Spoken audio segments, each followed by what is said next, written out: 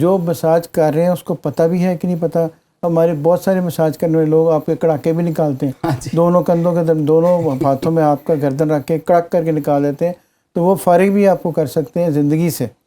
سو یہ ایک بڑی ٹیکنیکل چیز ہے, بڑی فائدہ مند چیز ہے. ہماری میڈیکل سائنس میں مساج کی اہمیت موجود ہے, لیکن صرف آپ کو یہ دیکھنا ہے کہ مجھے کون کر رہا ہے اور اس کی پریکٹیکل ایکسپیرینس کتنا ہے, اس کو تھوڑا بہت پتہ بھی ہے کہ نہیں مجھے کیسے کرنا ہے. اب جیسے تھائی لینڈ ہے یا اور بہت سارے ملک ہیں جن میں مساج میں باقاعدہ گریجویشن اور ماسٹر کی ڈگری ہیں. So it's a professional thing, should be done by professional, کسی ایسے بندے سے کرائیں جس کو پتہ ہو. ٹھیک ہے, اور صرف کڑاکے نکالنے سے کچھ نہیں ہوتا خالی؟ بالکل کچھ نہیں ہوتا, بالکل صحیح کہتے ہیں. ٹھیک ہے. اچھا ڈاکٹر صاحب, موسم ابھی تبدیل ہوا ہے اور لگتا ہے کہ ٹھنڈ آئی گئی ہے, پنکھے جو ہیں, اے سی تو بند ہی ہو گیا, پنکھے بھی کہیں چل رہے ہیں کہیں نہیں چل رہے. تو جیسے ہی موسم تبدیل ہوتا ہے تو لوگوں کو دردیں جو ہیں وہ اٹھنا شروع ہو جاتی ہیں, خاص طور پر جوڑوں میں. تو یہ کون سی دردیں ہوتی ہیں, جو اسے موسمی درد کہیں گے ہم, یا یہ بھی تھوڑی سی ریئل قسم کی درد ہوتی ہے اور ہر سیزن میں اس نے آنا ہی آنا ہے؟ دیکھیں, ہر درد کی ایک لاجک ہے, میں آپ کو وجہ سمجھاتا ہوں. ہوتا ہی ہے کہ ہر جوڑ کے اندر اللہ تعالیٰ نے کچھ فلوئڈ پیدا کیا ہے. سمجھیں جیسے کہ لوبریکیشن فلوئڈ ہوتا ہے, موبلائل سمجھ لیں. اب جب جیسے ہی بارش شروع ہوگی, نمی ہوگی یا ٹھنڈ ہوگی, اس میں کیا ہوتا ہے کہ یہ جو فلوئڈ ہے یہ جمنا شروع ہو جائے گا. جب جیسے سوچیں کہ گاڑی کے اندر آپ کو موبلائل جم جائے تو گاڑی چلے گی نہیں صحیح طریقے سے. اب ہوتا یہ کہ سردیوں میں وہ فلوئڈ جمنا شروع ہو جاتا ہے ٹیمپریچر کے چینج کی وجہ سے, بیرومیٹرک پریشر کے چینج کی وجہ سے. جب جوڑ کے اندر وہ فلوئڈ جمے گا تو دردیں شروع ہو جائیں گی. دوسرا, ہم سردیوں میں موو کم کرتے ہیں, گھر میں بیٹھے رہتے ہیں, باہر نہیں نکلتے, جو غذا ہے وہ ہیوی ہو جاتی ہے, مرغن کھانے شروع ہو جاتے ہیں, وزن بڑھنا شروع ہو جاتا ہے, تو واقعی سردیوں میں دردیں ہوتی ہیں. بالکل درست ہے, سردیوں میں جوڑوں کے مریض ہمارے پاس بڑھ جاتے ہیں. مین وجہ کم موو کرنا پلس اس فلوئڈ کا جم جانا ہے جو جوڑوں کے اندر لوبریکیشن کرتا ہے, تو وہ اریٹیشن سے درد ہوتی ہے. آپ بالکل ٹھیک کہہ رہے ہیں. اچھا, یہ آج کل ہم دیکھتے ہیں کہ پسلیوں میں بھی درد ہوتا ہے. اچھا, خالی صرف پسلیوں میں نہیں ہوتا بلکہ سانس لینے میں بھی وہ درد فیل ہو رہا ہے. اصولی طور پہ تو صرف پسلیوں میں ہونا چاہیے, لیکن سانس لیتے ہوئے بھی درد فیل ہو رہا ہوتا ہے. یہ سر کس وجہ سے ہے اور اس کا کیا ٹریٹمنٹ ہے؟ یہ عام طور پہ اس کو ہم کہتے ہیں, یہ پلوریسی ہوتی ہے, یعنی سانس کی جو ہمارے پھیپھڑے ہیں کے باہر ایک باریک سی جھلی ہوتی ہے. اس میں بعض اوقات تھوڑی سی سوزش ہو جاتی ہے کسی بھی وجہ سے.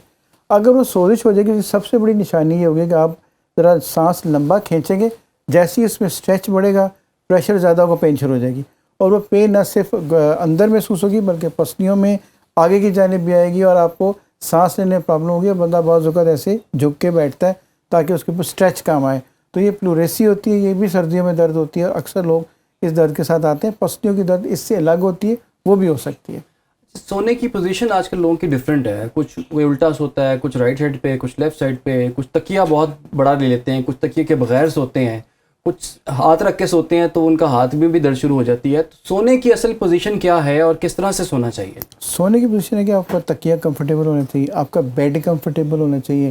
آپ کسی بھی اینگل میں سو سکتے ہیں, لیکن بار الٹا سونا تو بار کسی طرح سے بھی مناسب نہیں ہے. آپ کروٹ سے سو سکتے ہیں اور کروٹ بدلتے رہیں گے تو بہت اچھا ہے, لیکن سونے کی کوئی ٹپیکل پوزیشن نہیں ہے. لیکن آپ کا اپنا کمفرٹیبل اور خاص طور پر بیڈ ٹھیک ہونا چاہیے.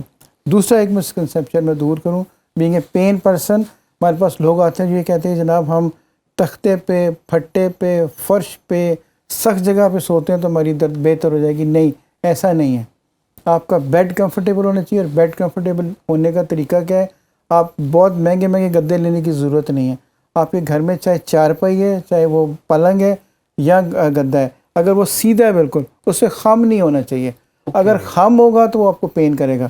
سیدھا ہوگا چاہے کچھ بھی ہے, آپ اپنی چارپائی کو سیدھا کر لیں, اپنے پلنگ کو سیدھا کر لیں, بیڈ کو سیدھا کر لیں, آپ کو درد نہیں ہوگی. تو یہ جو ایک سمپل میٹرس ہے اور ایک اسپرنگ میٹرس ہوتا ہے, تو اس سے بھی کچھ آپ کمفرٹیبلٹی ملتی ہے؟ جی, کمفرٹ لیول ملتا ہے کہ آپ کسی بھی میٹرس کو لے لیں, جب تک وہ اپنی پوزیشن برقرار رکھے گا درد نہیں ہوگی.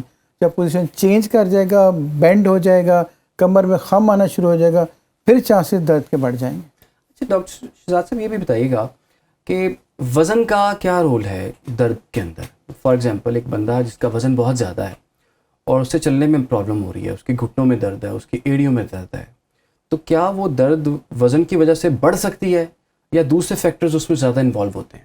ایک چھوٹی سی مثال ہے جب اپنے پیشنٹس کو دیتا ہوں کہ آپ کے جو گھٹنے ہیں وہ ہرن کے ہیں, اور جسم ہاتھی کا ہے تو کیسے چلے گا یہ؟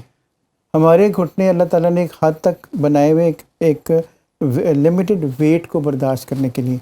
جب ویٹ اس سے بڑھ جائے گا اور بہت بڑھ جائے گا تو گھٹنے اس کو پریشر کو نہیں لے سکتے. نمبر 2, ہماری ایکسرسائز نہیں ہے, ہمارا واک نہیں ہے, ہم اپنے اسٹرینگتھ میں توجہ نہیں دیتے, اپنے پٹھوں کی اسٹرینگتھ میں توجہ نہیں دیتے. تو بالکل ویٹ کا تعلق ہے. ہمارے بے شمار ایسے پیشنٹس ہیں جن کو اگر یہ کہا گیا کہ آپ اپنا ویٹ 20 کلو کم کر لیں تو ہو سکتا ہے کہ آپ کو گھٹنے ریپلیس کرانے کی ضرورت ہی نہ رہے. اور ان کے لیے ویٹ کم کرنا زیادہ مشکل ہے, آپریشن کروانا زیادہ آسان ہے. بالکل ٹھیک ہے, کیونکہ ویٹ کم کرنا بالکل جہاد کی طرح ہے. تو ویٹ کم کرنے کے لیے منہ بند کرنا پڑتا ہے, واک کرنی پڑتی ہے, ایکسرسائز کرنی پڑتی ہے, جو کہ آسان نہیں ہے. جتنا وزن بڑھتا جاتا ہے, جتنی عمر بڑھتی جاتی ہے, اتنا ویٹ کم کرنا مشکل ہو جاتا ہے. سب سے آسان حل یہی ہوتا ہے کہ آپ جائیں, آپریشن کریں, اپنے گھٹنے چینج کرانے. لیکن ایک بات یاد رکھیے, جس دن آپ نے گھٹنے چینج کرانے ہیں, آپ کے کنسلٹنٹ نے بھی آپ کو یہی کہنا ہے کہ نو بھائی صاحب, آپ بہن جی اپنے وزن کم کریں. جب گھٹنے چینج کرانے کے بعد جب آپ چل نہیں سکتے 4 مہینے کے لیے تو وزن کیسے کم ہوگا؟ تو ہماری ان سے یہی بحث ہوتی ہے. آپ ملک سے باہر چلے جائیں, امریکہ چلے جائیں, وہ پہلے آپ کو بتائیں کہ جناب اپنا 10 kg وزن کم کر کے آئیں, پھر ہم آپ کے گھٹنے چینج کریں گے. صحیح.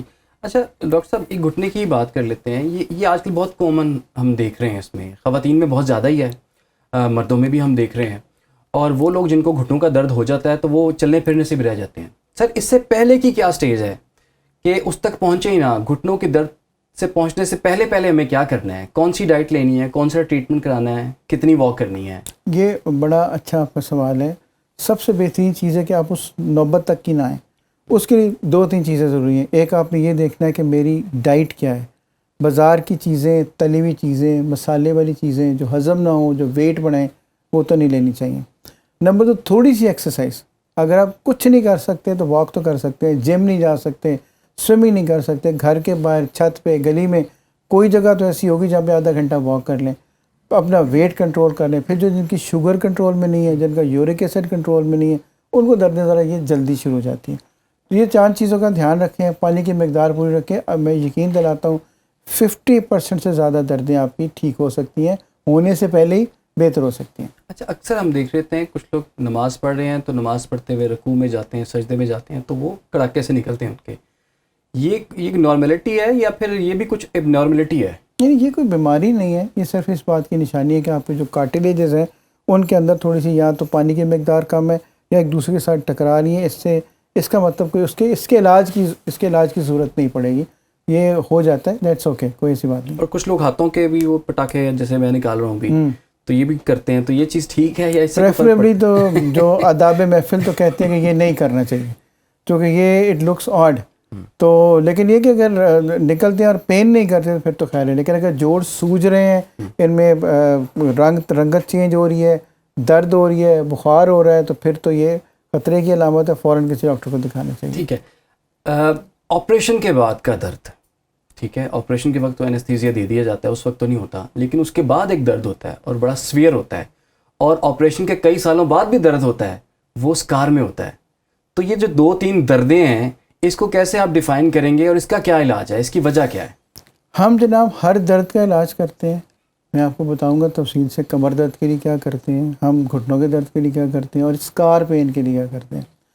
ہم کرتے ہی اسکار پین کا, میرے پاس بہت مریض آتے ہیں جن کو کافی دیر بعد اسکار میں درد شروع ہو جاتی ہے. ہم کرتے ہیں کہ اسکار کا الٹرا ساؤنڈ کرتے ہیں. الٹرا ساؤنڈ کر کے یہ چیک کرتے ہیں کہ کیا کوئی نیچے کوئی پس تو نہیں ہے, کوئی خون تو نہیں جمع ہوا, یا کوئی نرو انٹریپمنٹ ہوتی ہے, کوئی نس اس سٹچ کے بیچ میں آ کے پھنس جاتی ہے. تو ہم اس کو پن پوائنٹ کر کے ایک انسولین جس لگتی ہے چھوٹی سی سوئی لے کے اس کے اوپر ہم پروسیجر اس کا اپنا چھوٹا سا کرتے ہیں. پیشنٹ کو نہ ہونے کے برابر پین ہوتی ہے. اگر سوزش ہے, اگر نرو پھنسی ہوئی ہے, یا اس کے اندر کوئی انفیکشن ہے, وہ ٹھیک ہو جائے گی. جب ٹھیک ہو جائے گی تو درد بھی ٹھیک ہو جائے گی. سو دردیں قابل علاج ہیں, پلیز اس کو برداشت مت کریں. دردیں بڑی خطرناک چیز ہے, بلکہ یہ درد بعض اوقات بالکل پریشر کوکر کی گھنٹی کی طرح سے ہے, سیٹی کی طرح سے ہے. اگر آپ اس کو اللہ تعالیٰ آپ کو وارننگ دے رہے ہیں کہ بھئی تمہیں درد ہو رہی ہے, اس کا علاج کچھ کرو, اس کا کچھ نہ کچھ کرو.